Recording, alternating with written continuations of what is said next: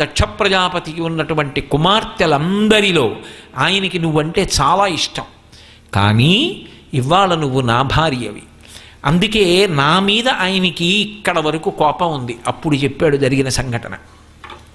అత్త మీద కోపం దుత్త మీద చూపించినట్టు నా మీద కోపం నీ మీద చూపిస్తాడు. అందుకు నిరీశ్వర యాగం.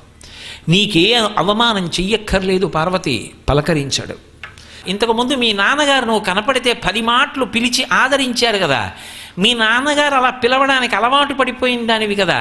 ఇప్పుడు నువ్వు వాహనం దిగి లోపలికెడుతుంటే మీ నాన్నగారు పలకరించారు. మీ నాన్నగారంటే సభలో వాళ్ళకి భయం, ఆయనకి ఇష్టం లేని పని చేస్తే ఆయన వాళ్ళని శపిస్తాడని ఎవ్వరూ పలకరించారు. నువ్వు వాహనం దిగి లోపలికెళ్ళి ఒక్కదానివే పలకరించేవాళ్ళు లేక స్నానం చేసి బట్ట కట్టుకుని బయటికి వస్తే అందరూ ఏదో చేస్తుంటే నువ్వు వెళ్ళి చేస్తానన్నా నిన్ను ముట్టుకోనివ్వరు.